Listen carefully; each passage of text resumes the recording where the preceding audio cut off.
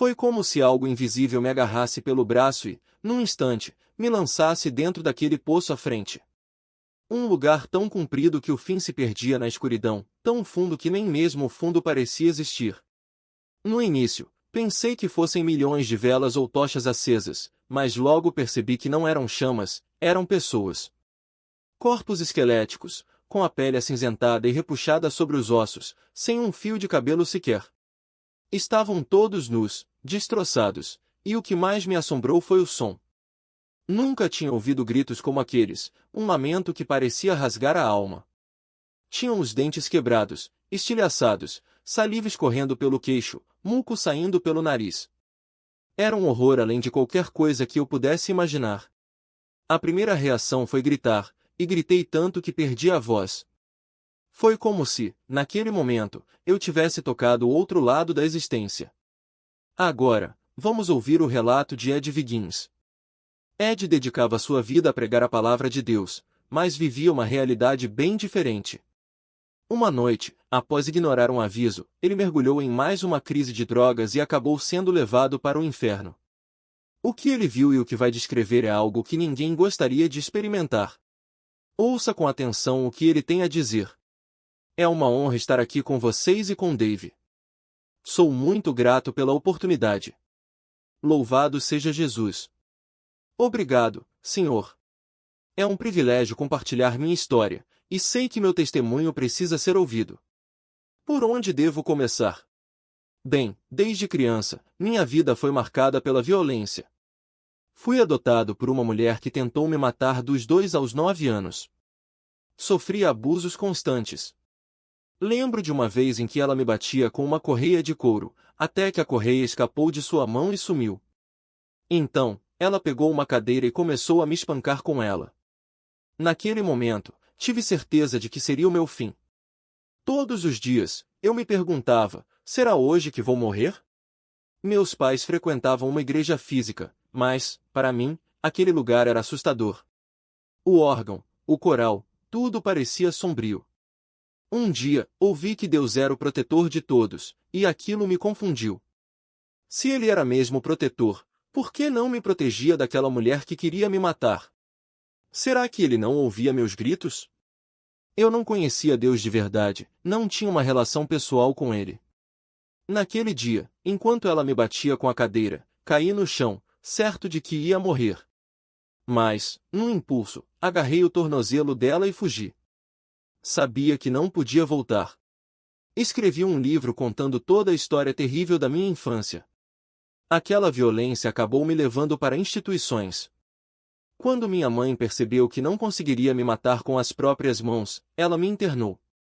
Não sei quanto tempo fiquei lá, mas tinha apenas 9 ou 10 anos quando fui parar no Hospital Estadual de Camariro. Havia muitas crianças naquele lugar, e descobri que era para lá que os ricos mandavam os filhos que não queriam, crianças surdas, cegas, mudas, com deformidades ou deficiências. Era um depósito de seres humanos descartados. Depois, fui transferido para um lugar chamado Boys Town do deserto, em Beaumont, na Califórnia. Um inferno a céu aberto, com temperaturas de até 50 graus. Não havia cercas, mas ninguém ousava fugir. Sobrevivíamos lutando uns contra os outros para não morrer. Aquilo me encheu de ódio. Aos 4 anos, eu já odiava minha mãe e queria matá-la, mas era só uma criança diante de uma adulta. Me senti impotente, e esse ódio cresceu dentro de mim como um fogo incontrolável. Chegava a me encolher de dor, segurando a barriga, como se aquele sentimento fosse me consumir por dentro. Quando cresci, fui para a faculdade e precisei dividir o quarto com outro estudante. Ele não tinha medo de nada, e eu queria provar que também era corajoso. Foi então que experimentei maconha pela primeira vez. Aquela sensação de alívio me surpreendeu. Até então, nunca tinha me sentido bem com nada. Odiava a mim mesmo tanto quanto minha mãe me odiava. Ela havia convencido meus irmãos de que eu era um problema, e eu acreditei. Achava que havia algo errado comigo, que eu não merecia amor. Mas, quando fumei aquele baseado, pela primeira vez na vida, senti algo diferente. Era como se o ódio dentro de mim tivesse se dissolvido. Perguntei ao meu colega quanto tempo durava aquela sensação. Ele disse que podia ser 1 ou 2 horas. Então, perguntei, e depois? Ele respondeu que a sensação passava. Foi aí que decidi que nunca mais queria voltar à realidade. A partir daquele dia, passei 31 anos drogado. Vivi perdido nas drogas, apaixonado pela sensação de estar fora de mim. Amava a maconha, a cocaína, qualquer coisa que me tirasse daquela dor. Não conseguia parar, não queria parar. Não imaginava minha vida sem estar sob efeito de alguma substância. Os únicos momentos em que não estava drogado eram quando estava preso, desmaiado ou dormindo. Não queria acordar, só queria continuar anestesiado. Trabalhava porque tinha medo de não ter dinheiro para as drogas. Amava música, drogas e mulheres. Era como viver uma música de rock, mas sem a glória. Durante 31 anos, essa foi minha rotina. Um dia, já chapado, pensei, se existe um Deus e um céu, tenho quase certeza de que não estou vivendo uma vida que o agradaria. Então, tive uma ideia, se me tornasse pastor, ele não me mandaria para o inferno, certo? Foi assim que me tornei reverendo na Igreja Batista. Aquilo era minha apólice de seguro. Prometi a Deus que o serviria durante o dia, mas, quando o sol se pusesse, eu faria o que sempre fiz, me drogar e me envolver com mulheres. E disse a ele que, pelo menos, não seria tão ruim quanto antes. Mas, na verdade, só piorei. Era 6 de agosto de 2005, um sábado. Durante quase 20 anos, eu jurava que tinha sido no dia 7, mas era dia 6. Estava sozinho em casa, em Las Vegas. Acordei por volta das 2:30 da tarde. Não era de acordar cedo, e naquela manhã não tinha sobrado nada da noite anterior, nem uma ponta de cigarro, nem um resquício de pó, nada. A bolsa estava vazia. Que não tinha nada. E, naquela fase da minha carreira de viciado, ou melhor, da minha falta de carreira, eu consumia cerca de 7 gramas por dia. No linguajar das drogas, isso é 1/4 por dia, uma bola de 8 de manhã, outra à noite, e muitas vezes a noite se estendia até a manhã seguinte. Se eu acordasse sem nada, começava a tremer. Estava perdido, tão perdido que nem percebia. Então, liguei para o traficante. Ele só tinha 16 avós sobrando. Entregou junto com um saco enorme de maconha, uma daquelas bolas redondas amarradas com um nó minúsculo, quase invisível. Olhei para aquele nó e pensei, o que vou fazer com isso? Não dava para desatar. Decidi deixar para depois, se rasgasse o plástico, e espalhar tudo pelo chão. Melhor resolver depois. Preparei metade da cocaína. Naquela época, eu cheirava 20 carreiras de uma vez. Dei uma tragada e soltei uma nuvem de fumaça que poderia ter acionado o corpo de bombeiros. Sabia que a onda estava chegando. Sentei no sofá, acendi um cigarro e, na luz da ponta acesa, a uns 3 palmos de distância, vi uma figura. Dela, saiu uma voz, e eu soube na hora que era a voz de Jesus. Soube também que estava encrencado. Nunca senti a onda da droga. Não sentia absolutamente nada. Ele soprou o efeito para longe. E então ele falou. As pessoas dizem que Jesus tem uma voz suave. Eu conheço essa voz. Mas naquele dia ele não estava para delicadezas. Estava furioso, gritando comigo. Disse, estou farto de você. Não aguento mais. Se colocar mais uma droga nesse corpo, condenará sua alma ao inferno para sempre. E você sabe que não sou um Deus que mente. Faça isso e vá para o TVJ, vá para o pastor Parsley, vá para o pastor Herbert. Ninguém vai conseguir orar por você. Faça isso e condenará sua alma ao inferno para sempre. Fiquei ali, sem ouvir mais a voz do Senhor, só o viciado dentro de mim.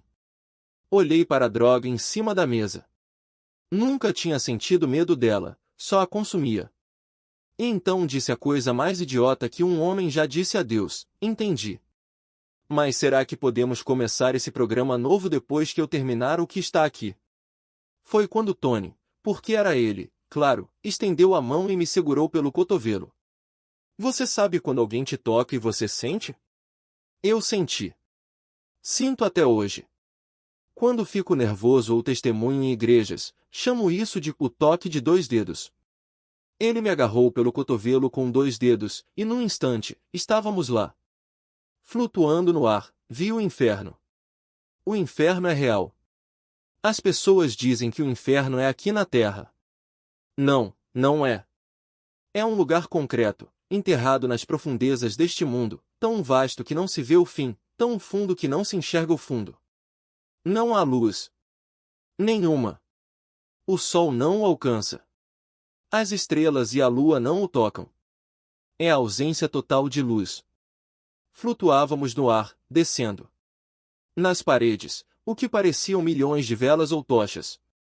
Mas não havia nada feito pelo homem ali, só cavernas imensas. A uns 2 quilômetros abaixo de nós, uma fumaça espessa subia. Era o Lago de Fogo. Não dava para ver dentro dele, porque a fumaça negra jorrava em volumes tão densos que bloqueava a visão. Mas as rochas ao redor e as paredes atrás dele brilhavam em vermelho incandescente, tão quentes que não emitiam luz para o ambiente. E o mais estranho eram aquelas tochas nas paredes. Elas não iluminavam nada. Era como se a chama parasse a 1 palmo de distância, sem espalhar claridade. Se você imaginar o Grand Canyon, mas multiplicado por 1000, era aquilo. À medida que nos aproximávamos, percebi que não eram tochas. Não eram velas. Eram pessoas. Olhei para uma daquelas chamas e, através dela, vi um rosto. A pele era fina, translúcida, revelando cada osso do esqueleto. Estavam completamente nus, mas não como a nudez terrena, era algo grotesco, como num filme de zumbis. A carne tinha um tom acinzentado, os corpos esqueléticos, sem um fio de cabelo. Totalmente inflamados, queimando dos pés à cabeça, a pele estalando, os dentes quebrados, estilhaçados, a saliva escorrendo pelo queixo. E gritavam. Nunca ouvi um som como aquele. Milhões de vozes berrando ao mesmo tempo, um coro de agonia que não era canto. Era o som mais dilacerante que se pode imaginar. Os dentes partidos, as bocas escancaradas, os gritos saindo de gargantas em carne viva. Foi quando o Senhor apontou e disse, olhe. Ali. É você. E lá estava eu. Quebrado, a saliva escorrendo, os dentes estilhaçados, o grito rasgando minha garganta, o corpo envolto em chamas, sem um fio de cabelo, aquela nudez grotesca, a pele acinzentada. Ele disse, você já está aqui há 200 anos. Entre nesse corpo e veja o que está pensando. Tentei olhar para ele, perguntar o que aquilo significava. Mas, num instante, estava dentro daquele corpo em chamas. Julie, não há palavras para descrever a dor do inferno. Ao entrar naquele corpo, a primeira coisa que fiz foi gritar até perder a voz. Não há como explicar. Não existe palavra em nenhum idioma que traduza essa dor. É algo além do terrível, além do horrível. Eu a chamo, por falta de termo melhor, de dor sobrenatural. Gritei. Gritei. Gritei. Aqui na Terra, temos o sistema de choque. Você pode sofrer um acidente horrível, ser resgatado pelos bombeiros, acordar no hospital e ouvir, foi um milagre. O carro capotou 17 vezes, tiveram que te tirar com a mandíbula da vida. Você chegou de helicóptero. E você olha para a enfermeira como se dissesse, sério? Não senti nada. Porque o corpo humano entra em choque quando a dor é demais. No inferno, não há choque. De cima da cabeça até a ponta dos pés, cada terminação nervosa estava viva, e eu sentia tudo. Para tentar fazer você entender, imagine aqueles fornos antigos de pizzaria, com portas de metal. Agora, pense em ser jogado lá dentro, nu, com a pele se desprendendo, os ossos queimando, os olhos fervendo nas órbitas. Mas não é só isso. É como se cada célula do seu corpo estivesse sendo rasgada por dentro, como se 1000 facas estivessem cortando você ao mesmo tempo, sem parar, sem alívio. E o pior, você não desmaia. Não há escape. A dor não diminui. Ela só aumenta. Estava com o braço enfiado até o ombro naquele forno, a pele se desprendendo em tiras, os músculos se contraindo como carne assada. E mesmo assim, não era nada comparado ao que o álcool fazia comigo. Porque essa dor não era só no braço, ela começava nos dedos dos pés, subia pelas pernas, atravessava o peito, queimava a garganta e explodia na cabeça, como se alguém tivesse derramado gasolina dentro de mim e riscado fósforo. E o fogo não parava. Não havia um segundo de trégua. Lembro-me de ouvir a voz do Senhor, clara como um trovão no meio daquela agonia. Veja o que você escolheu. São as suas lembranças. Cada garota, cada vez que você se drogou, cada mentira, cada roubo, é você. Só que agora está num corpo glorificado, um corpo que não se consome, não vira cinza, não some. Era como o arbusto ardente que Moisés viu, em chamas, mas inteiro. Minha pele queimava, mas não se carbonizava. Meus ossos doíam, mas não se quebravam. E eu gritava, gritava até a garganta rasgar, até os dentes rangerem com tanta força que se estilhaçavam na minha boca. Cuspia pedaços deles, sangue, e ainda assim a dor não parava. Foi aí que entendi o que a Bíblia queria dizer com pranto e ranger de dentes. Não era só um jeito de falar. Era literal. Você rende os dentes até eles se partirem, e mesmo assim a dor continua. Você grita até perder a voz, e o silêncio que vem depois é ainda pior, porque você sabe que ninguém vai ouvir. Ninguém vai te salvar. Então, de repente, ouvi vozes. Vozes de pessoas que eu conhecia, tias, pastores, amigos que Deus tinha usado para me falar. Lembrei da tia Ellen, balançando o dedo na minha cara. Menino, se você não largar esse cachimbo e não entrar numa igreja, se não deixar essa cocaína e não buscar Jesus, você vai queimar. Na hora, achei que era só conversa. Mas ali, no meio daquele fogo, entendi, Deus não me condenou ao inferno. Eu condenei a mim mesmo. Cada escolha, cada decisão, cada vez que eu disse só mais uma vez, foi isso que me trouxe até ali. E o pior é que eu sabia que meus amigos ainda estavam lá em cima, vivendo do mesmo jeito, sem ter ideia do que os esperava. Eles não fazem ideia, pensei. Ninguém faz. Foi quando senti algo que nunca tinha sentido na terra, desesperança. Na vida, mesmo nos piores dias, sempre havia uma saída. Um amanhã melhor, uma segunda chance, uma luz no fim do túnel. Mas ali? Não havia saída. Não havia amanhã. Não havia esperança. Era como se alguém tivesse girado um botão e a temperatura subisse 1 grau a cada segundo, sem parar, sem alívio, para sempre. E eu percebi, amanhã vai ser pior. E depois de amanhã, pior ainda. E isso não acaba. Nunca. O peso daquilo me esmagou. Não era só físico, era espiritual, emocional, como se um planeta inteiro tivesse caído sobre mim. Eu queria morrer. Mate-me, eu implorava. Não aguento mais. Mas a morte não vinha. Só a dor. Só o fogo. Só a certeza de que eu tinha feito aquilo comigo mesmo. Foi então que a Bíblia falou comigo. Não como um livro, mas como uma voz viva, cortando o fogo, atravessando a agonia. Eu sempre duvidei, mesmo depois de estudar teologia, mesmo depois de pregar. Será que isso é mesmo a palavra de Deus? Eu pensava. Por que eu não consigo viver assim? Ele diz não faça, e eu faço. Ele diz ame, e eu traio. Será que o homem não distorceu tudo? Mas ali, no meio daquele tormento, eu soube, do Gênesis ao Apocalipse, cada palavra era verdade. E ela me esmagou. Você serve a um Deus que criou universos que você nem conhece, mas duvida que ele possa escrever um livro? Você pede misericórdia, mas não acredita que ele existe. Todo mundo vive para sempre. E este é o lugar que você escolheu. Foi como levar um soco no peito com um saco de moedas de 150 quilos. Eu caí de joelhos, se é que dava para chamar aquilo de joelhos, com a carne se desprendendo dos ossos. E então eu vi.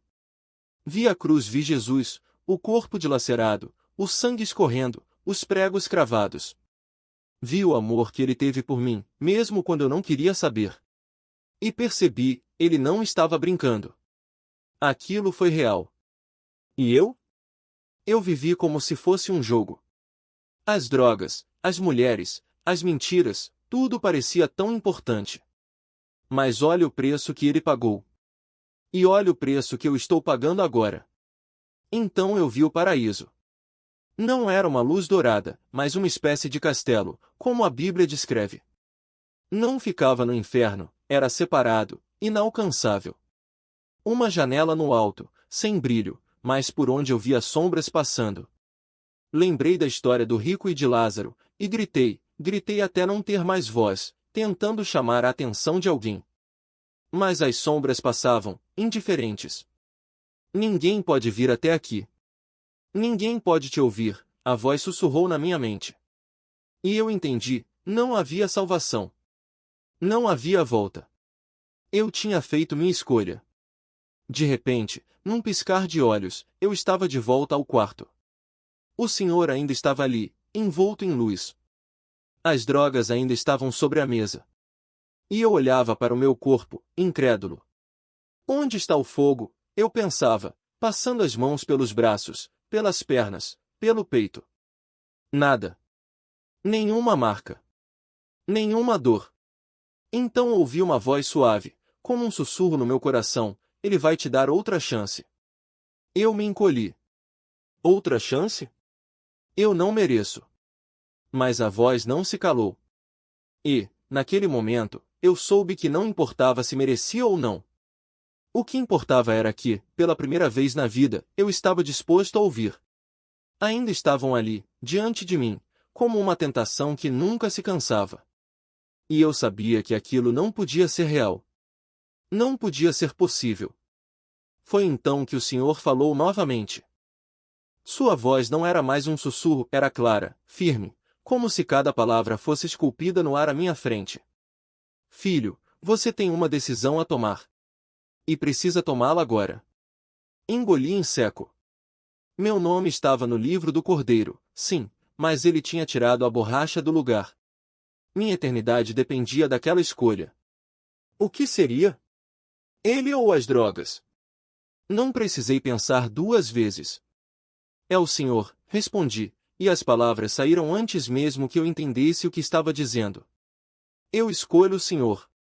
Nunca, em toda a minha vida, uma decisão tinha sido tão certa. Mesmo depois de 31 anos perdido, mesmo sem saber como sobreviveria a um único dia sem aquilo que me escravizava, eu sabia, aquela era a escolha certa. Mas eu não sabia nada sobre libertação. Ainda não. E foi aí que o senhor ficou sério, quase zangado, porque eu tive a audácia de perguntar: o que eu faço com essas drogas em cima da mesa? Sua resposta foi um comando seco: dá a descarga. A porta do banheiro ficava a menos de 1 metro de mim. Eu me lancei sobre os pacotes, os cachimbos, os isqueiros, tudo. Corri como se o próprio inferno me perseguisse, tropecei nos próprios pés, quase quebrei o pescoço para chegar até a privada. O primeiro pacote afundou na água, mas o segundo flutuou, teimoso. Eu o empurrei com força, segurando o saco de maconha fechado na outra mão, pronto para jogá-lo também. Mas então ouvi uma voz alta, distante, como se viesse de 2 quarteirões dali. O que você está fazendo? Sabe quanto custou isso? Você não pode parar. É um viciado. Precisa pegar de volta. E amanhã? E depois de amanhã? Como vai viver sem isso? Era a voz do desespero, do hábito, da mentira que eu carregava havia décadas. Mas então outra voz falou dentro de mim, suave e inegável: o que você está fazendo? Sou eu. Você não entende? Acabei de tirá-lo dessa privada. Foi como se o chão tremesse. O senhor pisou forte e declarou: este chão agora é terra santa. E então ele deu ordens, uma atrás da outra: pegue um saco de lixo.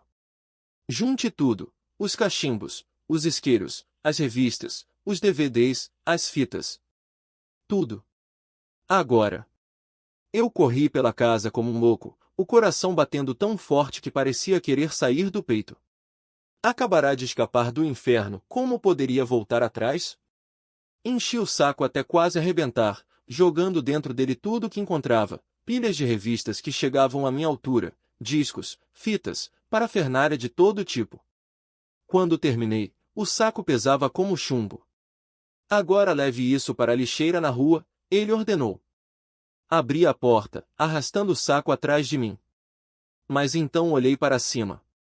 Moro em uma ladeira, e no alto dela, estacionado bem em frente à minha casa, havia uma viatura da polícia. Preta e branca. 2 policiais me observavam. Meu estômago embrulhou. Já tinha passado mais vezes pela cadeia do que conseguia contar, 11 condenações, para ser exato. O diabo já tinha me marcado como propriedade dele. E agora, ali estava eu, com um saco cheio de provas, prestes a ser preso de novo. Mas então ouvi sua voz novamente: é isso mesmo. Você estava a 2 passos da prisão. Mas porque agiu rápido, eu vou te poupar. Jogue o saco na lixeira, volte para casa e vá dormir. Quando acordar, não haverá abstinência. Nenhum desejo. Nenhum arrependimento. E foi exatamente o que aconteceu. Quando acordei no dia seguinte, não havia tremores. Nenhuma ânsia. Nenhuma lembrança do que me prendia. Era como se 31 anos de escravidão tivessem sido apagados de uma vez. Se há alguém aqui orando por alguém perdido nas drogas, não pare. Se eles forem como eu, não há nada que o Senhor não possa fazer. Naquela mesma manhã, ele me deu uma missão. Agora, sua missão é contar ao mundo inteiro. Dizer a eles que o inferno existe, mas que não precisam ir para lá. E não apenas para os que estão fora das igrejas, para os que estão dentro também. Algumas semanas depois, voltei a perguntar: Senhor, entendo por que devo falar com o mundo. Mas por que com as igrejas? Por que com aqueles que já o conhecem? Sua resposta foi direta: porque muitos dos meus não acreditam no inferno. E metade dos que estão sentados nos bancos das igrejas estão a caminho dele. Nos 20 anos desde então, essa tem sido uma das partes mais difíceis do meu chamado. Não é o fogo do inferno que me assusta, é o fogo do zelo que queima dentro de mim. E as portas que se fecham quando tento entrar em uma igreja para falar sobre céu, inferno e juízo. Lembro-me de ter questionado o Senhor uma vez: o que acontece com aqueles que dizem que uma vez salvos, sempre salvos? Ele me levou de volta, não para dentro do inferno, mas até os portões dele. Estávamos ali, diante daquela entrada escura, e ele tinha a mão sobre ela, prestes a fechá-la para sempre. Na primeira vez que estive lá, éramos quase da mesma altura. Agora, eu era pequeno diante dele, olhando para seu rosto enquanto lágrimas escorriam como chuva por suas faces. Não eram gotas discretas, era um dilúvio, um pranto que encharcava sua barba e pingava no chão. E então senti sua dor.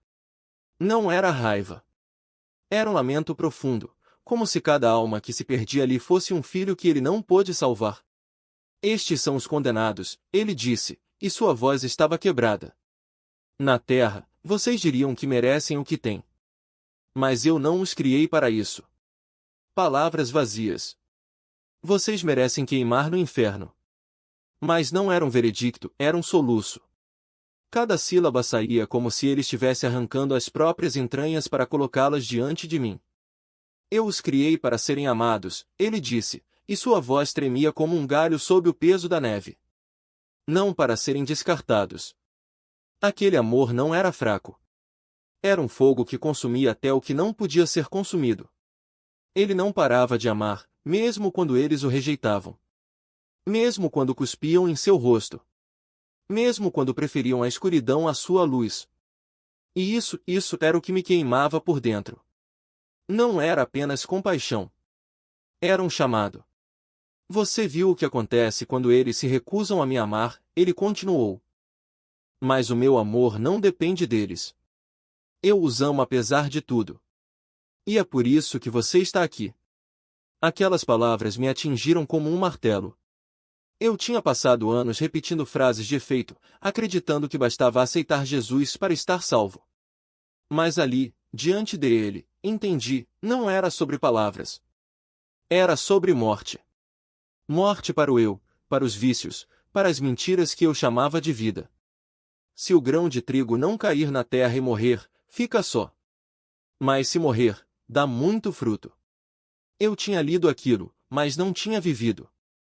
Eles ensinaram que bastava uma oração, murmurei, envergonhado. Que bastava dizer as palavras certas. Palavras não salvam, ele respondeu. O que salva é o coração quebrado.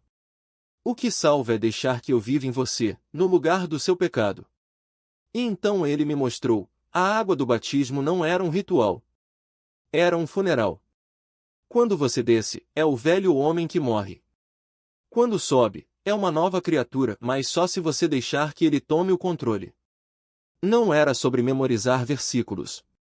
Era sobre deixar que a palavra se tornasse sangue em suas veias. Não era sobre recitar orações.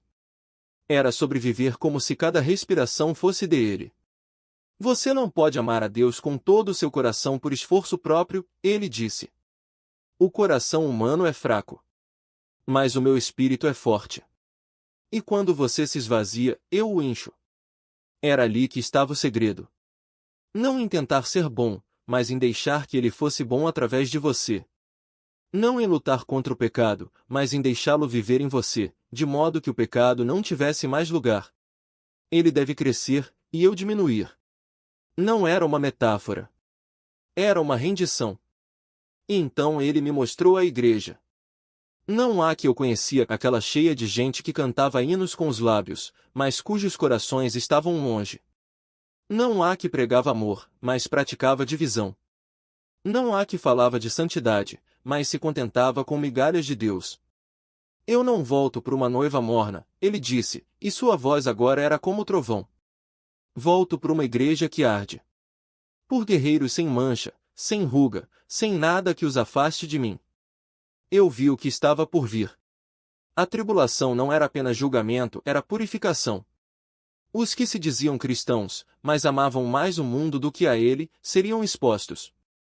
Os que brincavam com demônios, os que trocavam a verdade por mentiras, os que enchiam os templos mas esvaziavam o evangelho, todos eles seriam sacudidos. E no meio do caos, ele estaria refinando sua noiva. Você viu o inferno, ele disse. Agora vai e diga a eles que não precisam ir para lá. Mas como? Como pregar para quem não quer ouvir? Como alcançar quem se acha salvo, mas nunca morreu para si mesmo? Não é você quem convence, ele respondeu. É o meu espírito. Você só precisa ser fiel. E então ele me lembrou de onde eu tinha vindo. Dos demônios que me possuíam, das noites perdidas, da vergonha que eu carregava. Lembrei-me da mulher que me ungiu com óleo como se eu fosse um animal ferido, dos gritos que eu dava quando o poder de Deus me rasgava por dentro, arrancando cada corrente. Lembrei-me de como, depois de cada libertação, eu voltava para o carro tremendo, como se meu corpo ainda não acreditasse que estava livre. Você não foi salvo para ficar quieto, ele disse. Você foi salvo para arder. E ali, diante dele, eu entendi. O amor que me alcançou não era para ser guardado. Era para ser derramado. Como óleo sobre a cabeça, como fogo sobre a palha seca. Era para queimar até que o mundo inteiro visse que o inferno era real, mas que a cruz era maior. Estava ali, imobilizado, como se mãos invisíveis me prendessem àquela parede. Não havia cordas, correntes ou algemas, apenas a certeza de que, sem mudança, eu seria arrastado para o abismo. E foi ali que entendi, a misericórdia de Deus não é um convite para complacência, mas um chamado para a guerra. Ele não nos salva para que nos acomodemos. Ele nos salva para que nos levantemos. E se a igreja hoje está cheia de gente que canta louvores no domingo, mas vive como se Deus fosse um mero acessório na segunda-feira, é porque esquecemos o que significa ser cheio do Espírito. Não é uma opção. É uma necessidade. A Bíblia diz claramente, se alguém não tem o Espírito de Cristo, não pertence a ele. E, no entanto, quantos de nós vivemos como se o Espírito Santo fosse um hóspede ocasional em nossas vidas, em vez do fogo que deveria consumir tudo que não é dele? Veja ao seu redor. O mundo está dividido, não por diferenças políticas ou ideológicas, mas por uma raiz mais profunda, o ódio. Se você não concorda comigo, eu te odeio. Isso não é humano. É demoníaco. E está infiltrado até nas igrejas. Pastores que pregam um evangelho diluído, um Jesus que não confronta, não liberta, não transforma. Um Jesus que cabe no bolso, que não incomoda, que não exige nada além de um dízimo e um sorriso. Mas o Jesus da Bíblia é fogo. Ele vira mesas. Ele expulsa demônios. Ele diz: arrependam-se, porque o reino dos céus está próximo. E onde está esse poder hoje? Onde estão os sinais que deveriam seguir os que creem? Onde estão os milagres, as libertações, as vidas quebradas sendo restauradas? Se a igreja não está vendo essas coisas, é porque deixou de ser igreja. É porque trocou o poder de Deus pela aprovação dos homens. É porque preferiu o conforto à cruz. Olhe para a história. Quantos reis, quantos juízes, quantos líderes levaram uma nação inteira de volta para Deus? Pouquíssimos. A maioria falhou. E por quê? Porque o coração do homem é enganoso. Nós não fomos feitos para confiar em governos, em sistemas, em partidos. Fomos feitos para confiar no Senhor. De onde me virá o socorro? O meu socorro vem do Senhor, que fez os céus e a terra. Se você está esperando que Washington, Brasília ou qualquer outra capital resolva seus problemas, você já perdeu a batalha. Deus não divide sua glória com ninguém. Ele não precisa de nossos planos, de nossas estratégias, de nossas alianças políticas. Ele precisa de corações rendidos. E quantos de nós ainda tratamos Deus como um último recurso? Ah, eu não quero incomodar o Senhor com isso. Como se ele fosse um empregado, e não o Criador do universo.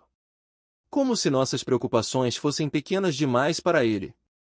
Mas a Bíblia diz que até os cabelos da nossa cabeça estão contados. Se ele se importa com um pardal que cai, quanto mais conosco. A graça não é barata. Ela nos custa tudo. E é exatamente por isso que ela é preciosa. Eu já tive tudo. 3 empresas, contas bancárias que não cabiam em uma planilha, propriedades, carros, troféus. Pensava que era invencível. Até que o mundo parou. E de repente, tudo aquilo não valia nada. Saí de Las Vegas com apenas 2 coisas, a mão de Jesus e a minha Bíblia. E sabe de uma coisa? Foi a primeira vez que senti paz de verdade. Porque entendi que nada daquilo era meu. Tudo era emprestado. E quando você está diante do trono de Deus, as únicas coisas que importam são o que você fez com o que Ele te deu e se você o amou acima de tudo. Eu já estive no inferno. Não como uma metáfora, mas como uma realidade que me paralisou naquela parede. E posso te dizer uma coisa, lá embaixo, não há nada que o homem tenha construído. Nenhuma cadeira, nenhuma mesa, nenhum troféu, nenhum carro de luxo. Apenas o vazio. Apenas o fogo. Apenas a lembrança de todas as vezes em que escolhemos o mundo em vez de Deus. E agora, quando olho para trás, vejo a paciência de Deus. 31 anos ele esperou por mim. 31 anos de rebeldia, de idolatria, de autossuficiência. E mesmo assim, ele não desistiu. Mas a paciência de Deus não é infinita. A Bíblia está cheia de histórias de pessoas que o provocaram até o limite. E quando ele diz basta, não há mais volta. Então, qual é a sua desculpa? O que ainda está prendendo você? O seu dinheiro? O seu status? O seu medo do que os outros vão pensar? Deus não divide o trono. Ou ele é o Senhor de tudo, ou não é Senhor de nada. E se você ainda não entregou tudo a ele, é porque ainda não entendeu o que está em jogo. A pergunta não é se você vai perder suas coisas. A pergunta é, você está disposto a perder sua alma por elas? Minha alma chora ao ver milhões de pessoas caminhando para a destruição. O que mais me dói é saber que não consigo alcançar a todos, que não consigo fazer mais. Minha esposa carrega em mim esse desejo ardente, eu quero ser como uma árvore plantada no meio desse caminho largo, tão largo, um caminho que leva direto ao inferno. Por que tem que ser assim? Por que o caminho da perdição é tão fácil de seguir, enquanto o da vida é estreito, apertado, exigente? Ah, se eu pudesse estar ali, no meio daquela estrada larga, e gritar para cada um que passa, volte. Você não quer ir por aí. Você não sabe o que está esperando do outro lado. Mas o mundo nos odeia por isso. Odeia o nome de Jesus. Em alguns lugares, só de pronunciá-lo, você é preso. Em outros, é levado a julgamento. Em outros ainda, é morto. Somos odiados por viver para Ele, por amar como Ele amou, por carregar essa mensagem que é a única esperança para a humanidade. O Evangelho é para todos. Todos. Mas as pessoas acham que já têm o que precisam. Acham que dinheiro, sucesso, prazer ou religião vazia são suficientes. Não entendem que, sem Jesus, o inferno as espera. E se ninguém se levantar para pregar, para ensinar, para testemunhar, para estar ao lado delas, quem vai avisá-las? Você acha que Deus faz distinção entre quem merece ouvir a verdade? Ele não. Para ele, cada vida vale o mesmo preço que seu filho pagou na cruz. Lembra dos discípulos? Jesus os levou através de uma tempestade só para salvar um homem. Um único homem, possuído por uma legião de demônios, vivendo no entre os túmulos, se cortando, uivando como um animal. Para o mundo, ele não valia nada. Para Jesus, ele valia tudo. E foi por isso que ele enfrentou o mar revolto, os espíritos imundos e até a rejeição dos moradores da região. Porque o amor de Deus não mede esforços. Se ele fez isso por um, faria por qualquer um. Inclusive por você. Inclusive por aquele que você acha que não merece uma segunda chance. E é por isso que eu não paro. Há 20 anos, Deus me tirou do inferno para que eu contasse o que vi. 20 anos contando, com a mesma urgência do primeiro dia, porque eu sei o que está em jogo. Eu vi o portão se fechar. Eu vi o desespero daqueles que perceberam tarde demais. E se eu puder evitar que uma única pessoa passe por isso, já terá valido a pena. Mas não é só isso. Deus me mostrou seu coração. Um dia, chorando, pedi a Ele que tirasse de mim a dor de ver as pessoas se perderem. E Ele me disse: você está aqui chorando. Eu estou aqui chorando também. Você quer que eu tire essa dor? Não. Porque agora você sabe como eu me sinto. Agora você prega com o meu coração partido. E é assim que eu prego. Com a dor de Deus dentro de mim. Porque é insuportável ver a condição do povo que se diz dele. Igrejas que fecham as portas para o evangelho genuíno, que se importam mais com números do que com vidas, mais com ofertas do que com ovelhas perdidas. Elas me rejeitam, me chamam de radical, de exagerado. Mas eu não estou aqui para agradar a homens. Estou aqui para obedecer a Deus. E se a missão dele para mim é ir aonde outros não vão, às prisões, aos presídios, às ruas, aos jovens quebrados, então é lá que eu vou. E não é fácil. Nas prisões, especialmente nas de segurança máxima, como Folsom, você não entra assim, sem mais nem menos. Tem que ser da casa. Tem que ter um L depois do nome, Lifer, alguém com pena perpétua. Mas Deus abriu portas. Através de uma amiga, uma mulher de fogo no espírito, que começou me convidando para seu programa de rádio. Ela não falava muito, mas quando falava, o poder de Deus descia. E foi assim que comecei a entrar em Vacaville, uma prisão de segurança média, onde muitos dos que estavam em Folsom agora cumprem pena. Lá, temos acesso aos 2 pátios, nível 2 e 3. Ministramos na capela, participamos das aulas de melhoria de vida. E é lindo ver aqueles homens, muitos deles marcados pela violência, pelo vício, pela solidão, se abrindo para a graça de Deus. Mas não são só os presídios. Trabalhamos com moradores de rua, com crianças atrás das grades. Por 14 anos, estive em unidades de internação para meninas. E o que eu vi lá, é de partir o coração. Meninas que foram abusadas pelo pai, pelo padrasto, pelo tio. Meninas cujas mães as doparam com metanfetamina para acalmá-las. Meninas que não comiam há dias, que dormiam em casas sem luz, sem água, sem amor. Muitas delas não deveriam estar ali. Roubaram um pente porque a mãe vendeu tudo o que tinham para comprar drogas. Roubaram um par de sapatos porque era o único jeito de ir à escola. E onde estava a igreja? Onde estavam os cristãos que deveriam estar ali, estendendo a mão, oferecendo esperança? Eu já fui expulso de 2 igrejas por insistir em ir até essas meninas. Diziam que não era ministério deles. Mas Deus não me chamou para ficar dentro de 4 paredes esperando que as pessoas venham até mim. Ele me chamou para ir até elas. E se a igreja não quer ir, eu vou sozinho. Porque alguém precisa dizer a essas crianças que elas importam. Alguém precisa olhar nos olhos delas e dizer: Jesus te ama. E ele não te abandonou. É por isso que eu não paro. Porque o tempo é curto. Porque cada vida importa. E porque, no fim, não serão as multidões que vão me julgar, mas aquele que disse: fui estrangeiro, e vocês não me acolheram, estive nu, e não me vestiram, estive doente e preso, e não me visitaram. A pergunta não é se você vai conseguir salvar o mundo inteiro. A pergunta é: o que você está fazendo com a vida que Deus colocou na sua frente? Ser compassivo e ajudar. Por isso, agradeço por compartilharem hoje. Obrigado. E agora, para encerrar, quero convidá-los a se unirem a mim em uma oração que arde no meu coração.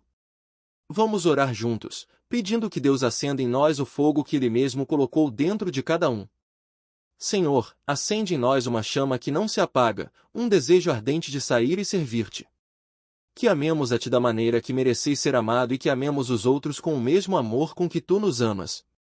Que derramemos nossos corações no serviço a Ti e à Tua Igreja, sem reservas, sem medo, sem olhar para trás. Senhor, há tantas pessoas aqui hoje que estão presas, amarradas por coisas que as impedem de viver plenamente.